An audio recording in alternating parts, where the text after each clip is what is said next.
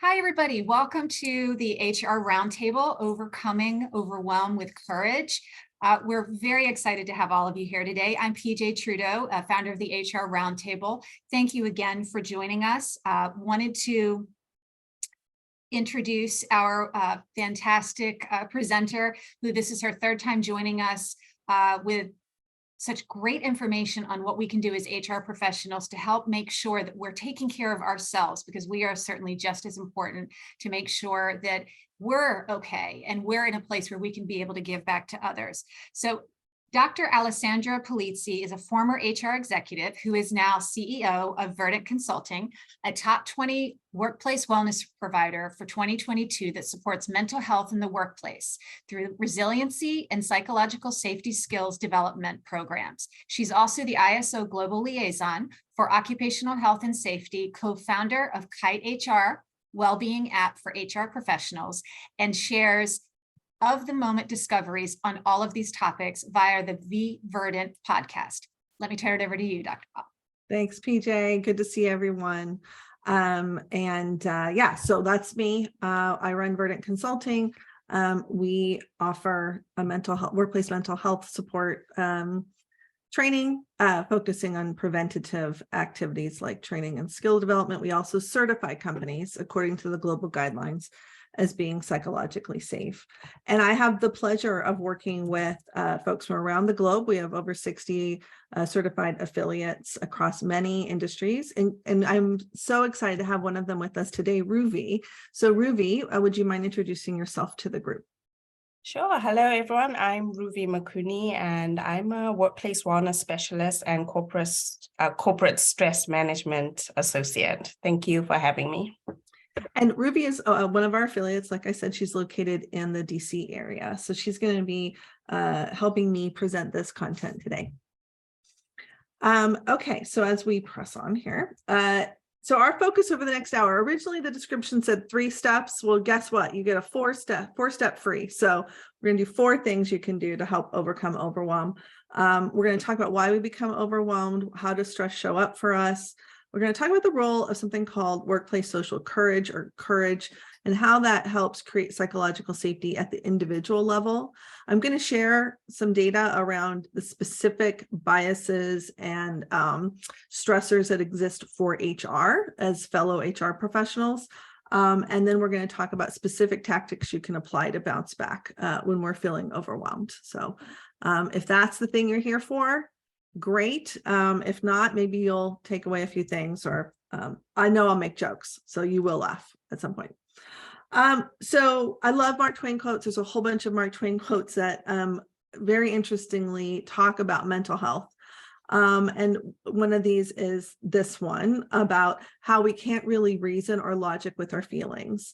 So I want to sit with that for a second. Often, how many of you have been told, and go ahead and put an exclamation point in the chat, that you can't control what other people do, but you can control how you respond? Who has heard that saying? Yeah, right. Very common. Here's the thing, we can't actually control our feelings. In fact, the more you try to control them, the more anxiety and stress and damage you can do. So the heart has its own way of responding. And what we can do is better understand it and then make sure we don't always give it the keys so that it drives away with us. So Mark Twain had it right. So let me ask the group this one. And Ruby, I know this doesn't have our thing on it, but I'm curious what you think. Can we become stress-free? Is that a thing?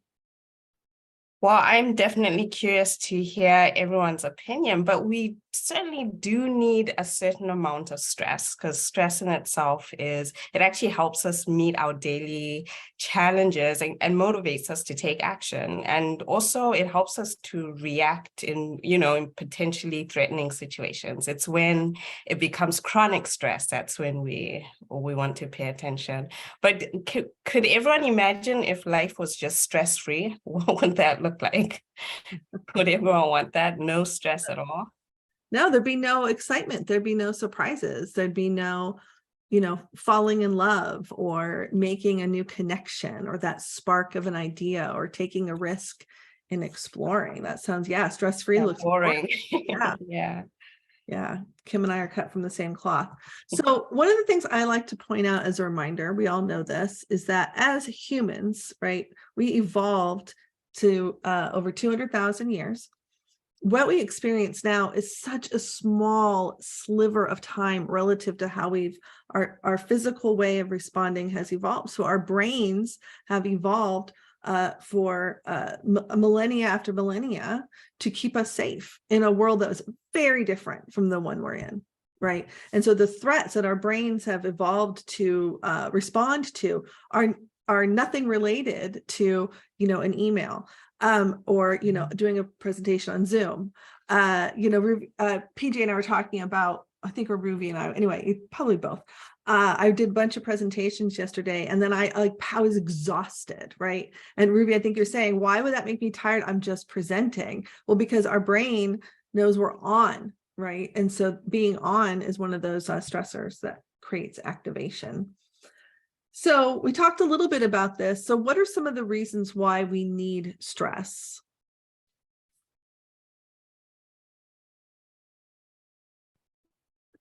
Well, motivation for sure. Some people have mentioned motivation, and definitely meeting motivation to take action and to meet our daily challenges. And as I mentioned before, taking action in times when we feel a threat, or when we have to take action in that regards. So yeah, motivation for sure. To meet our well-being. Yeah. Mm-hmm. But also to stay safe, right? Our brain is trying to keep us safe. That is the purpose of the stress response, is to stay alive. And so that stress, that awareness, that feeling we get in our gut, all of those things have evolved to keep us safe. I love this one. Keep us humble and provide us reminders. Mm-hmm. Yes, reminders that we're human. We are feeling creatures who also think, right? So when we think about the ways in which stress shows up for us, I like to think about it in these two ways. One is, anxiety, which is a concern about a thing that may or may not happen. Maybe we see signals of it happening, but we're more kind of on alert that something might come up. And then we have just general fear, which is, I am faced with the threat. It is in my face. I have to react right now. Inaction is not an option. And so, one is a more activated space than the other. And that's how, again, our brains evolved to keep us safe. However, one of the things that we've developed over time has been the not having such a strong ability of what do I need to worry about versus not. And so again, another Mark Twain quote here of, I've been through some terrible things in my life, some of which have actually happened. And I can relate to this one for sure. So Ruby, have you ever worried or stressed about something that hasn't actually happened? No, never. Yeah, absolutely. I mean, every time getting onto a Zoom, I worry if everything's going to work okay. But yeah, absolutely. But I think one thing I've gotten much better at is becoming aware of the worries. And so I'm getting better at that. But how about everyone else? Have you ever worried and stressed about something that hasn't actually happened?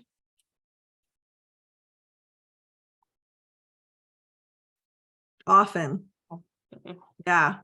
This is that wake in the middle of the night, rehashing that thing that happened that you wish you would have done differently, or that thing that's coming up that you're concerned about, that's a trigger for you, making sure you have everything planned ahead for those of us who are planners. Yeah. So the thing is that a study of worry shows that only a certain percentage of things we worry about actually happen. So I'm curious from the group, if you had to guess, what percent of the things we worry about never actually happen?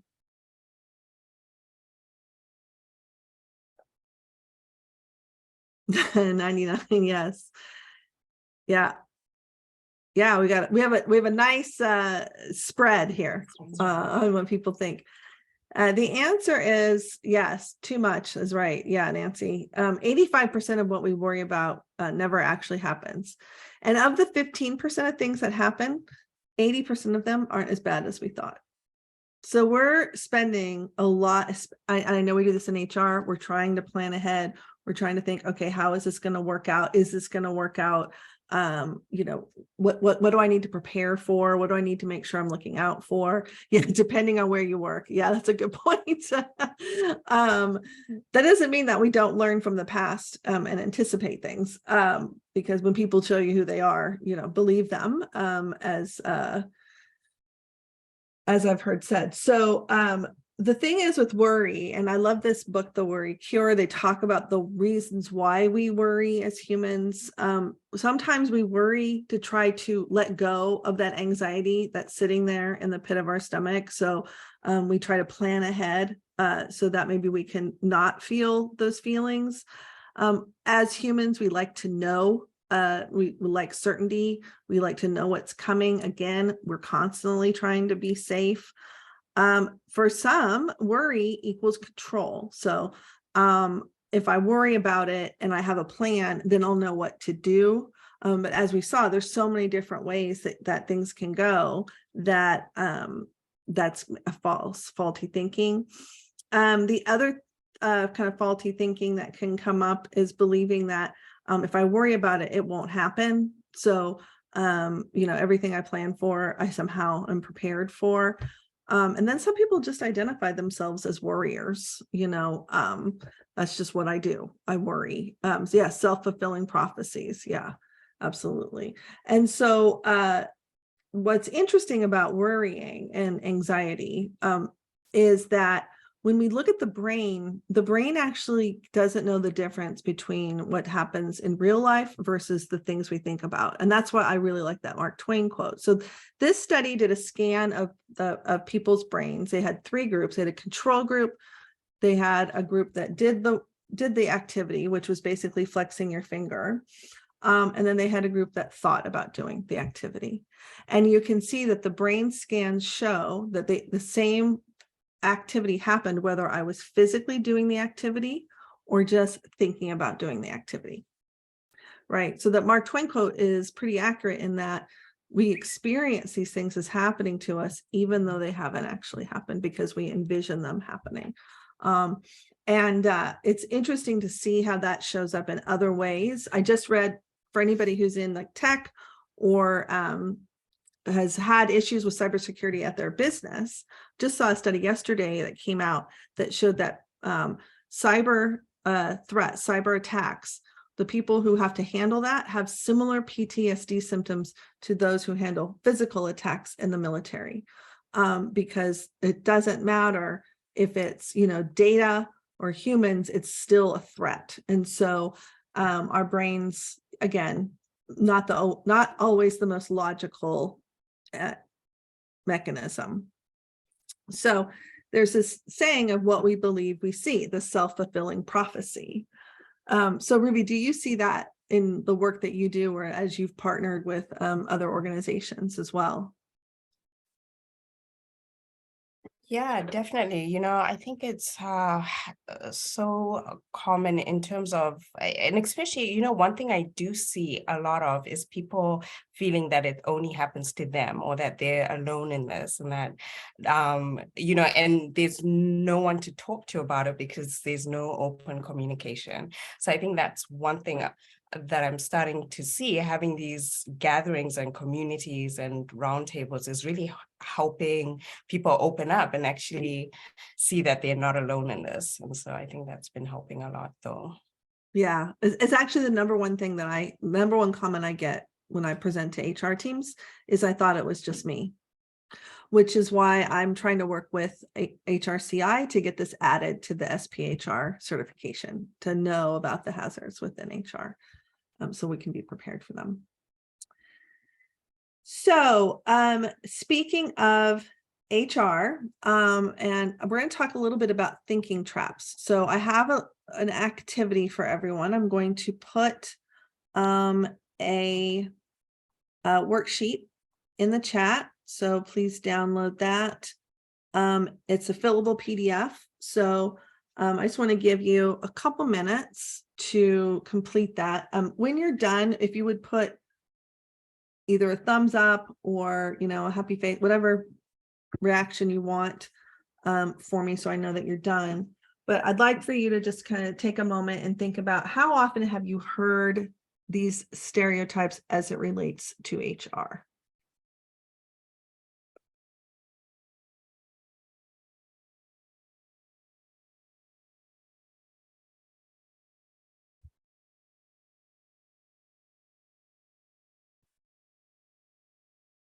Oh, don't annotate them. Do your own. I'll go ahead and remove that.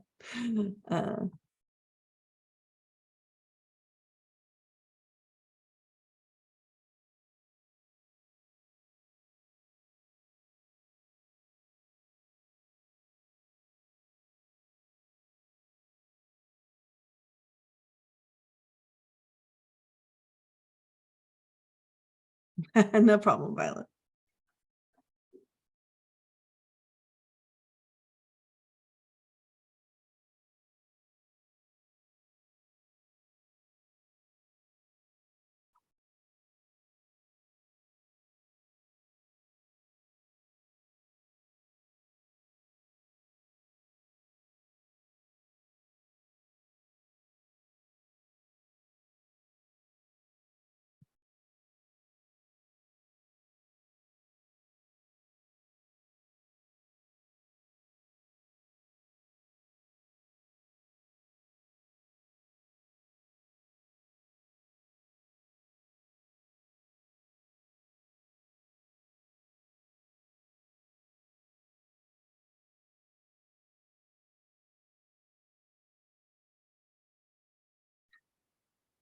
So PJ, I'll check with you. How are you coming along? Are you almost done filling it out?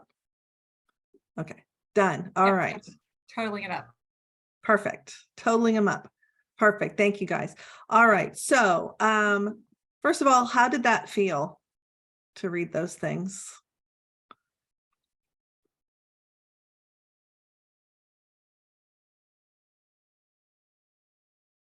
Anyone want to come off mute? Right? Oh, I never said.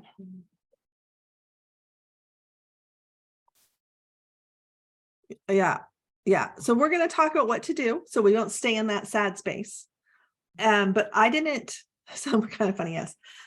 So I didn't make these up. These came from research and a couple of different websites on stereotypes about HR. We've talked a little bit before about biases about HR, and being aware of the stereotypes or biases that other people have helps us understand that that has nothing to do with us, right? So if I'm aware of the stereotypes when I walk in the room, then I don't have to feel as much as if I own those biases. So let's talk a little bit about those thinking traps that can get involved when it comes to HR. Hold on, wait 1 second. I don't think I did the sharing correctly, so I'm just going to try one more time, make sure you can hear her. There we go. Let's make sure we got our volume up. I could hear it. Okay, good. Thinking traps are patterns. I want to just start at the beginning of it. Oh, no. Hold on. No one look. Another Martin Minute. Today we are talking about thinking traps. Thinking traps are patterns of thought that are often inaccurate, negatively biased, and make us feel terribly about ourselves. I deal with these thoughts by challenging them through questions. So, question, tell me what you think about me. No, that's not one of the questions. But the question is, 1, is this thought helpful? Some things are true, but they're unhelpful to ruminate on. So it's going to make you feel bad about yourself. Is this under my control? Also, what evidence is there that this will actually happen? Am I 100% sure that it will happen? If it is, plan for the best and worst case scenario, so at least you feel prepared to deal with it if it occurs. Am I blaming myself unnecessarily? What would I say to a friend? Sometimes it's easier to be kind to a friend than to ourselves, which is unfortunate, but it is true. Am I thinking in absolutes? Are you using statements such as always or never? The only thing that I am always is black. So if I'm using always or never, I'm exaggerating. Also, is this fact or opinion? If it's fact, I can look it up. Webster says it. If it's not, it's probably my opinion. That came from HR TikTok. So if you aren't on HR TikTok, I highly recommend it. I'm on there. And there are other HR folks sharing wisdom similar to this. So yeah, Ruby, talk us through some of these thinking traps. Yeah, some additional ways, to challenge some of those traps is asking these questions. I always say maybe taking a breath, pausing first, and then reflecting and asking, is this thought helpful? Is this under my control? Is the situation under my control? What evidence is there, to support this? Am I blaming myself, which we often tend to do? How would a friend see this, especially if you're always taking on everyone or the problems, am I thinking in absolutes? Is this fact or opinion? And I'm just curious, can you think of one that you've used in a certain situation, or that you tend to use most of the time, or that you can see that works in a situation for you? All of these apply to me, just so we're clear. So I do all of them. But what I find really helpful is number one, is this thought helpful, right? Is this actually going to help me move forward, or is it just, am I just beating up on myself? And then the other one is, how would a friend see this? So another way I do that is, there's two things. One is, if a friend of mine was having this problem, what would I say to him or her? Or how would I see it for them, for that person? And then the other is to think about not the current me, but the past me, because we're really good at giving advice. We're HR professionals. We know how to give good advice. We know how to, help someone see things that they don't see. We're maybe not necessarily as good at doing that for ourselves. And so I think about, what would I say to a past me? And so, and Nancy has a good suggestion in here, that one of them is, I'm always going to be doing my best. Right. I know I don't show up to do a bad job. So if that's the best I could do, that's the best I could do on a good day. So we talked about biases before. Biases show up for us. They can appear when we're not paying attention. Here are my 4 favorite go-to biases to talk about. One is perfectionism. This one comes up a lot for HR professionals because of the high risk nature of the work that we do. Overgeneralizing. So those stereotypes are an example of overgeneralizing. All HR people are this way, right? Well, we're not all the same. We all come from different backgrounds, have different strengths. Fortune telling. No, there's a difference between taking data to be able to estimate what will happen, and there's another place of just predicting that we already know what will happen if we do a thing, right? Like, well, I already know that this is not going to work out, or I know that if I push for this, if I go and ask for this money to invest in this technology that we need, I'm going to get told no, and I shouldn't even bother, right? So that's one that comes up. And then metacognition. And this is the kind of that I thought it was just me thinking, right? Which is feeling bad for feeling bad, or feeling a way because you have a feeling. We feel the way we feel, and that's okay, right? It's just what you do with those feelings. You're not flawed for having feelings. You're not broken for having feelings. And a lot of times in HR, because we deal with feeling situations, we can struggle with that concept. Ruby, are there any other biases that you would either add, or any of these you want to comment on? Oh, the one that I see quite, the most that's prominent from in the workplace in particular is perfectionism. Not feeling good enough, or not feeling that you're doing a good enough job. That's the one that I tend to see the most. Mm-hmm. Yeah, Scott agrees. And I've had this. Yes, I feel bad. I don't always have the answer, especially the last 3 years when no one had the answer. Spoiler alert. We're making it up. All of this stuff we're making up, by the way, just everything we're doing, we're just making it up. Yeah, insecurities, imposter syndrome. So let me share some more, not to bum us out even more. We're going to get to the good stuff. So I think I've shared this before. There's over 200 documented biases, or flawed thinking, thinking traps, as we referred to earlier, that run the gamut. So we all have biases, right? We have ways that our brains skew how we experience the world in order to keep us safe, have us move quickly, etc. So for the group, curious in the chat, yeah, Adrian weighed in on perfectionism. Are there any others here that feel familiar to you? If you feel comfortable sharing. Ruby, do you have any of these? Do I have any of these? Yes, definitely, definitely. Overthinking, Nancy mentioned that overthinking. I really wanted to go back to this comment that said, that I saw here. It says, but also finding a healthy way of processing mistakes. Yes. That's such a great point, because mistakes do happen. And yeah, and so I think that's important to note, just finding healthy ways to process them in the workplace.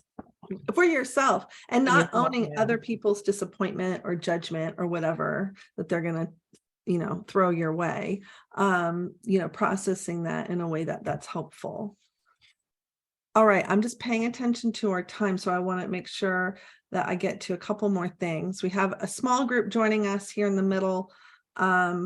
So we've heard this before. It's not personal, it's business, which couldn't be less true, because I'm bringing a person, I'm a person, and I'm in the business. So again, feeling creatures who also think. So there's biased views of HR teams, right? This came from Sage, that a report on perception of HR, with 57% of the C-suite seeing HR as a largely administrative function. What I see that showing up for people is, I'm trying really hard to do the strategic work the business needs, but I keep being bogged down by administrative stuff.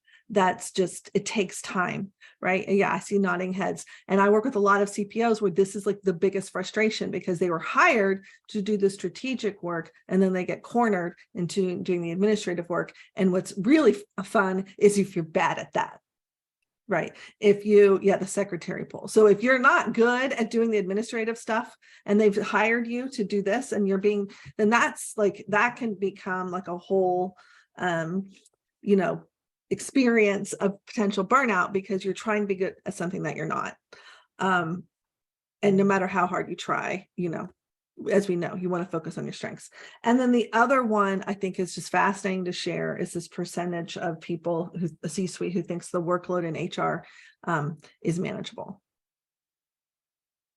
I see you, Chris. All right, so internalizing bias. I want you to take a minute and look back through that list that we just did and check off any of those that you agree with. Not you maybe, but HR in general. And while you do that, I think we can go ahead and let the next group in. We have anybody in the waiting room? Cool. Thank you, PJ. You've been handling it. Awesome. Welcome to anybody who's joined for our 11:30 crowd.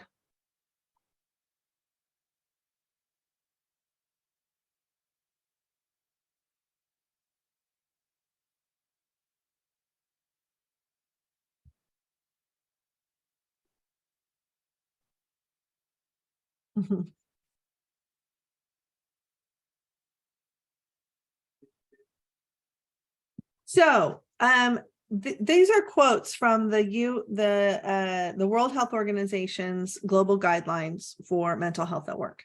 And what they show is that meaningful work is protective for mental health. Okay, so having good, meaningful work that we feel we can excel at, we can leverage our strengths at, when we are in our zone, when we are really connected and engaged, highly impactful for our mental health in a positive way. Poor working conditions, however, and I mean even not necessarily in a physical space, but also in a interpersonal space, can deteriorate our mental health. So curious from the group, how would a workplace impact or deteriorate our mental health? If you have any ideas on that, go ahead and pop that in the chat. Oh, undermining. I actually had an entire situation that it took me years to overcome. Oh, Angela, thank you for sharing that. Do you want to share a little couple bullets on why?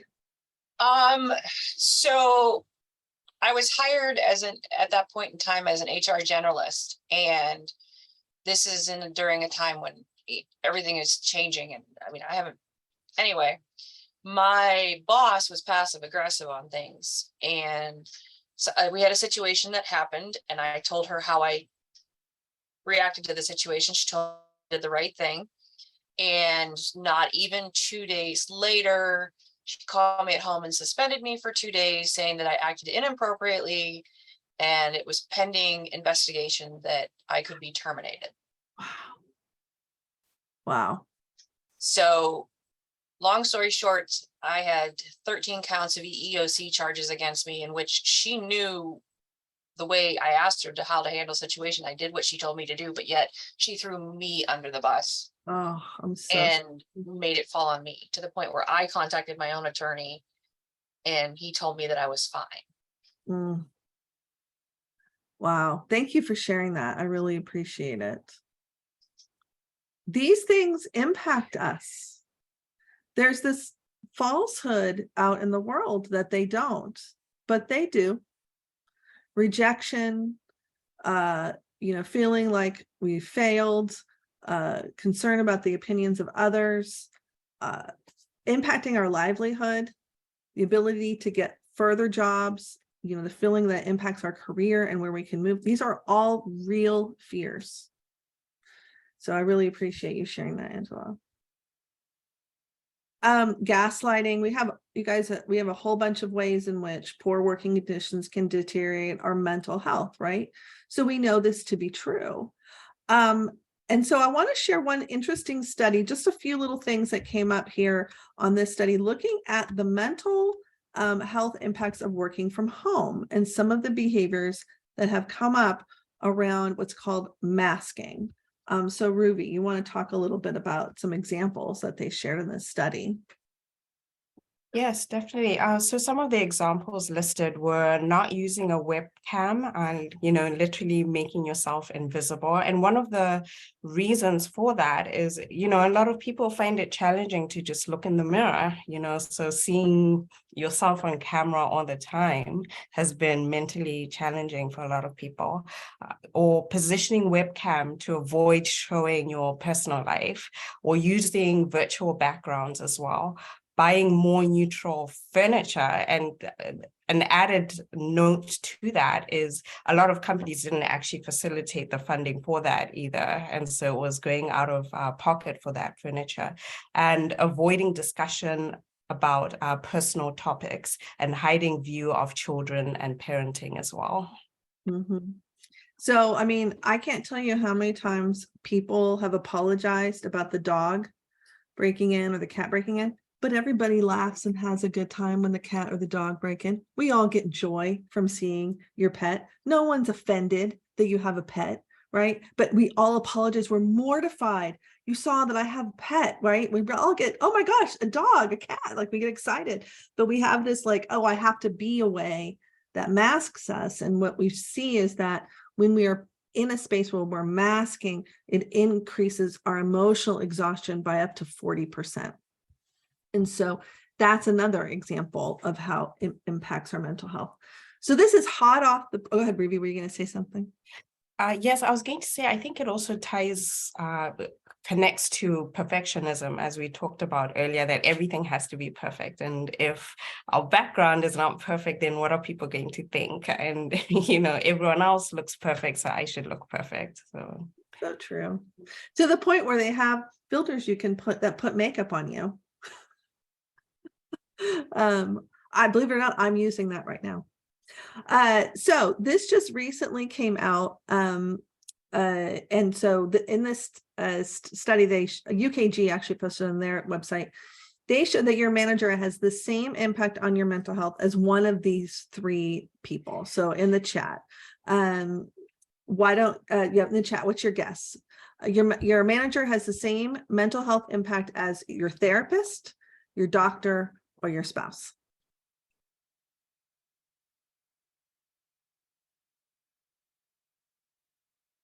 This one never trips anybody up. Everybody knows that your manager has the same mental health impact as your spouse, 70% more than a therapist or your doctor. Okay, so then how on earth are we not equipping managers to be able to do that in a way that's not abusive, destructive, toxic, etc.? Right? If they have the same impact on our mental health, that's a huge impact on our mental health. It only makes sense that we would want to positively equip them with the skills for themselves as well as the people that they manage. Is this a surprise to you, Ravi? Obviously the group here was on it, but yes, I was curious what you thought about this. Well, I was surprised that it was, that significant. And given the fact that we spend 90% of our lives, basically, there's no differentiation between work and home life. And so I agree with you that this is something that has to be prioritized in the workplace. And especially because someone mentioned earlier self-worth and workplace bullying. And so those are things that are very much tied to our mental health. So I think it's, these are, it's quite sad, but now that we have the figures, I think it's telling, and hopefully, we can start do something about it. Yeah. I actually saw a study that showed that 90% of people had, or 95, it was high, had seen or experienced workplace bullying. Mm-hmm. Yeah. So that's a big problem. Okay, so again, let's talk about what we can do about it. Let's get out of the sadness and into the happiness and taking action. So this is from the World Health Organization. These are the guidelines for workplace mental health, according to the World Health Organization. Oh, Scott, we'd love to be able to share it with you to share with your execs. By the way, here's a data point for executives. Between 70 and 78% of C-suite, VP and above, have symptoms of mental health issues. I can send you that study. So the World Health, what do we want to do about it, right? Well, so we want to prevent and promote mental health. So this comes up a lot. What can one person change? This is a lot. We have this mindset that this is for the organization to handle, and I'm just the recipient of psychological health and safety, right? But that's actually not true. There are things that we can do right now that will help create safe spaces, create and foster psychological safety for us as well as the people around us. Will it fix some of the things we've talked about? Absolutely not. And you have to decide based on your values and what's important to you, what you want to do about that, right? But, and what you can and can't control. But there are things that you can take action. You don't have to be a victim. And so what I want to talk about is something called workplace social courage. So why would we be talking about courage? And this isn't, we're going to assess you as whether or not you're courageous. And if you're not courageous, bye. And if you are courageous, yay. Like this isn't a litmus test to how to survive in corporate America. This is more, how can I build courage? How do I foster an environment that creates the ability to be courageous? So why would we care about something like that? Well, research studies show that when I feel courageous at work, even more than even having a friend at work, it correlates to more happiness. Also, there are different ways in which we can demonstrate courage. I like the workplace social courage, even though it's not as highly tied to performance, because it connects beautifully with psychological safety. So all of the things that tie to workplace social courage are the same as psychological safety, right? Being not afraid to fail, not afraid to give a contradicting opinion, being able to make suggestions, asking questions, admitting mistakes, sharing when I'm upset about something or having a strong feeling. Those are all the tenets of psychological safety that Google identified in 2015. So this is a great source for us to identify action we can take at the individual level. And there's been studies on how do we build it? And so these were the 4 most highly correlated actions we can take that increase our courage at work. Make sense? Had to 1 + 1 is 2, but here we are. So courage. So, and every time I say it, I do picture the lion from The Wizard of Oz. So now you can have that picture in your head. All right, so courage. So let's talk about one way to create courage is to connect. Now, A lot of times we talk about, oh, well, we have a shared vision, shared mission. Okay, but do we really? Are we all working toward the same thing? So really making sure that you have a shared connection, shared goals with with the people that you're working with. Let's just pick one specific person. Maybe you have challenges with aligning on what do we share in common? Is our shared mission? That can help you build courage with that person because you at least have that in common.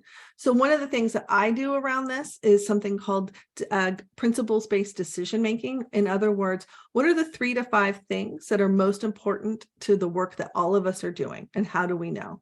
So, oh, it's important that if I work when I work for a software company, it's important that the software is easy to use, that people adopt it, they keep using it, they can get their questions answered. Like those are the 4 things we're solving for. How we get there, we're all working towards, but those are our shared goals, our shared vision. And so this study came out in 2018 that showed when we have a shared vision, we have higher performance and higher customer satisfaction. So if we're all rowing in the same direction, our true north, our North Star, that stuff isn't just stuff you put on paper. It actually helps build courage if we can have that as a touchstone as we're maybe going through conflict or to create and foster that space if we're all working towards the same goals. Because when we work toward the same goals, it fosters trust, a belief in a common mission and goal. So that's one. So think about this. In your organization, what vision do you share with the people around you? With either your client base, maybe that manager that's a challenge. What's the common vision that you share, common mission that you can double down on and focus? All right, Ruby, so you want to cover the next one, which is creating relationships? Sure. Relating and fostering communication, with in the workplace with different individuals, starting from understanding as well. And I think, coming from the place of acknowledging everyone is almost in the same boat and is doing their best and being more relatable and actually asking how people are doing and being more empathetic, which we'll talk about a little bit later, but being also personal, sometimes sharing a little bit more about what might be going on with you or asking what might be going on with individuals in the company and acknowledging, everyone's struggles as well, and really making purposeful connection rather than surface level connection. So really taking the time really to, I read a quote the other day about bringing back being human in the workplace, so really just getting connected again and actually communicating. Yeah, I love that quote. So here are some tips to avoid. Okay, I see these all the time. I'm too busy to connect with people. Having surface level connections. Ask people how they're doing and then ask another question. Oversharing. This doesn't mean we have to just blah everything. So that don't go too far, and don't assume that don't assume that you already know the person well enough so you don't need to connect with them, or that they don't want to connect with you. By putting out an olive branch, really finding that thing that connects you is a great way to do it. So try these instead. Ruby, do you want to walk us through these? Yes, I do. And I did want to make a comment and even actually open this up. The question, how are you? We all sort of have that default. I'm doing great. I'm okay. I would love to hear different ways of asking someone, that open-ended question that actually facilitates a connection and discussion when asking. If anyone has any ideas. Yeah, I'd love to hear that from the group. I can share one. Colleague, yeah, how's your day going? But tell me about a bright spot today. What was your favorite thing so far today that happened? Oh, I like that. How's your day going? How's the week been treating you? It does require trust. It does require trust. Yeah. That's what we're building. Yeah. Exactly. That's what we're building. And I'm sure at first it may even shock people if that's not part of the culture when those types of questions are being asked initially. So tell me one thing you're excited about. That's it. Have you watched anything interesting lately? That's a great one, actually. Okay, as we continue to share these, one thing I want you to think about is, what connection do you have at work that needs work? Who is that person that you just dread getting the text from, you dread getting the email from, you're just like, I do not want to meet this person. Is there a way to create a connection? Yeah, and cut across the technology. Here's a radical notion. What about a phone call? Hello, thank you, Nancy.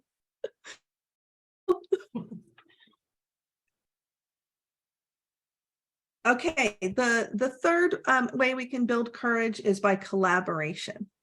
Okay, so as HR professionals, that is what we do most of the time, is we are collaborating. Even if I'm doing an investigation, that's involving other people. That's all in some ways a collaborative effort, right? Is that we're creating trust.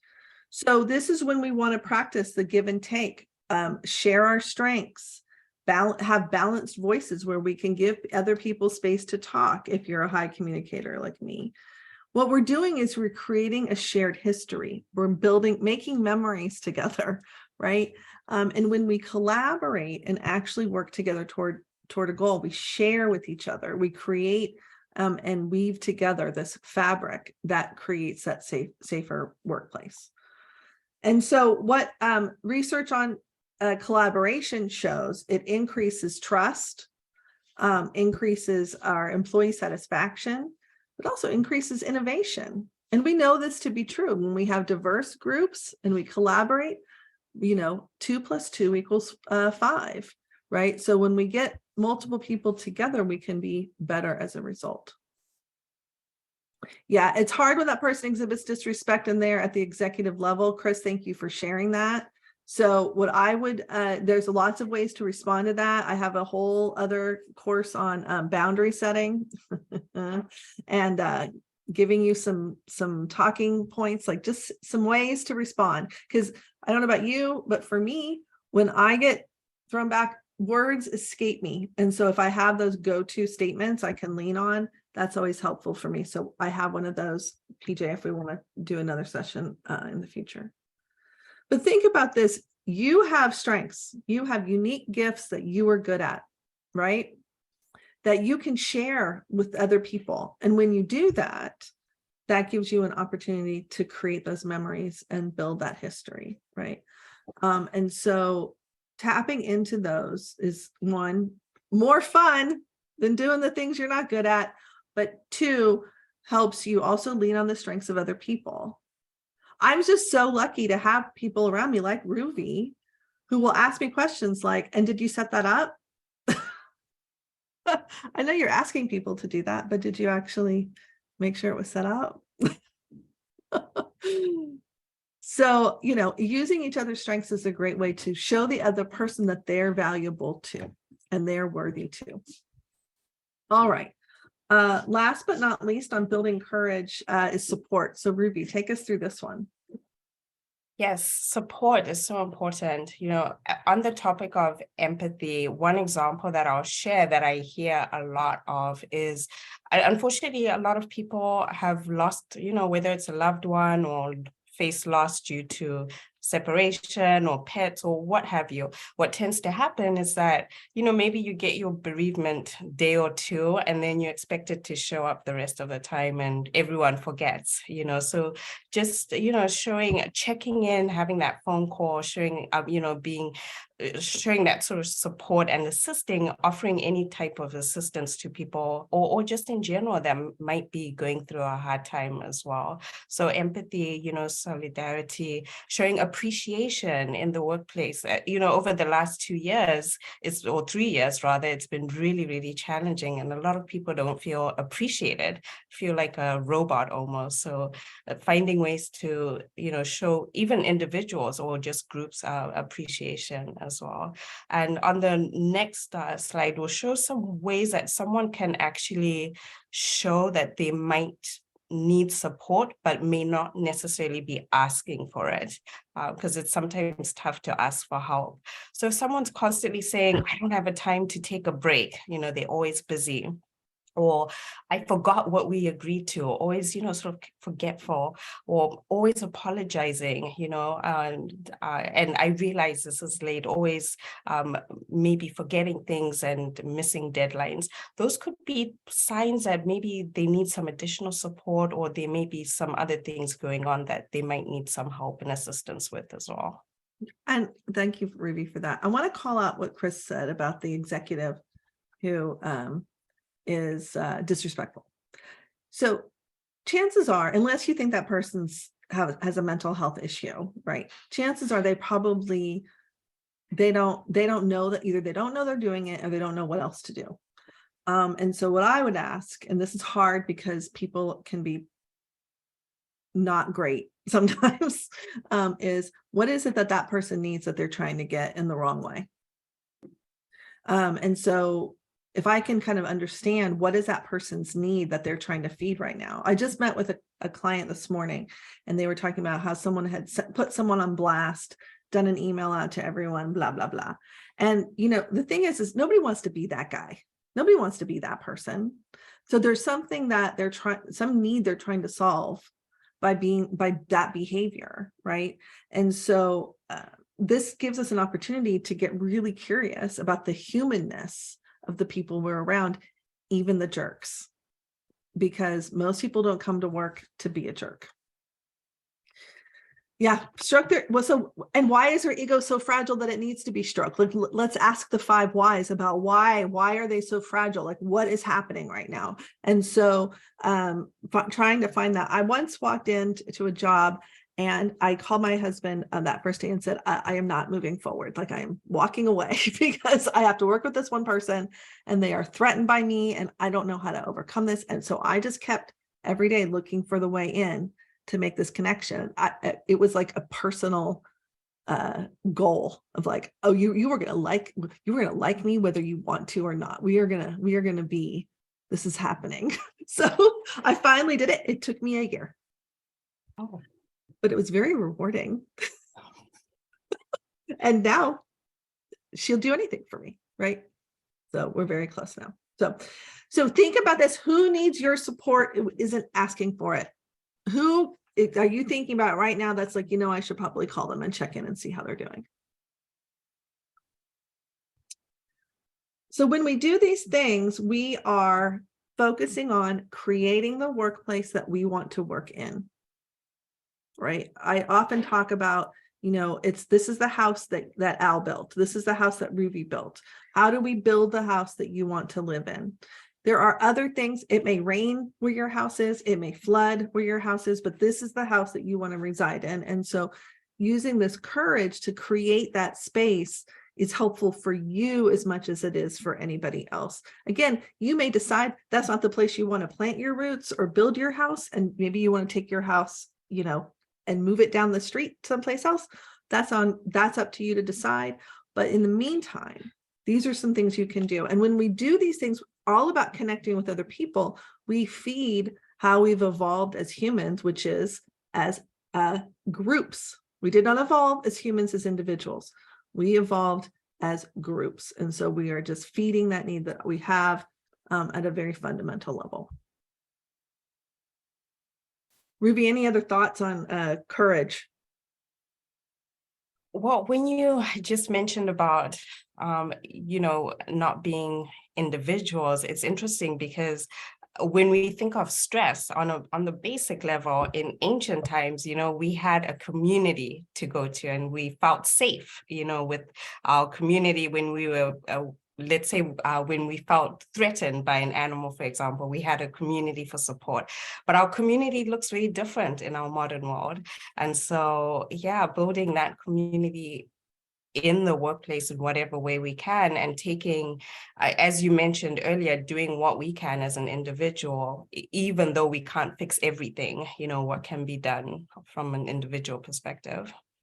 And I know this can be challenging because in HR, it's very lonely. We can't build some relationships can't be built because of confidentiality and all the other things we've talked about before. So, but we can do something, right? We can do something. It doesn't have to be all or nothing. There are all of these things which have brought us to a situation which is completely unsustainable. And what I think is that we are at the threshold of a really massive shift in, it's almost like an industrial revolution. For me, that we have to take psychosocial well-being seriously. So Susanna is a colleague. She works with the International Labor Organization. She was part of the WHO's creation of the global guidelines that I mentioned earlier. So she's been involved at that level. And so what she's talking about is that this movement of discussing our psychological health as an important and critical part of business, this is not slowing down. Globally, this is moving forward.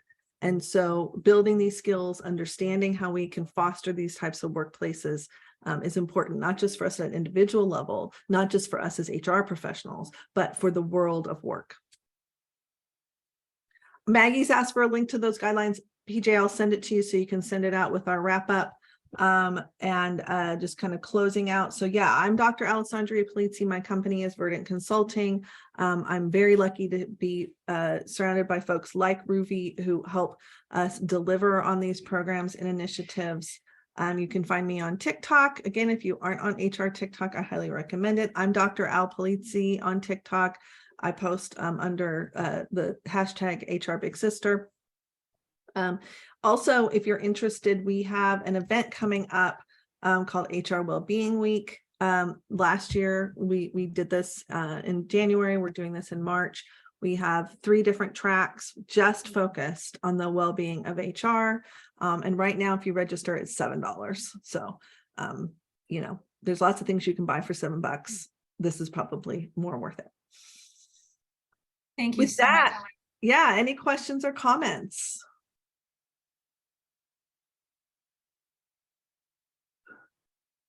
Great. Well, thank you so much, Dr. Al and Ruvi, for joining us today. This has been fantastic. Certainly appreciate all of the great information. Thank you all for joining us. We hope that you have a great rest of your day and a wonderful weekend. Thanks so much, everybody. Bye-bye. Thank you.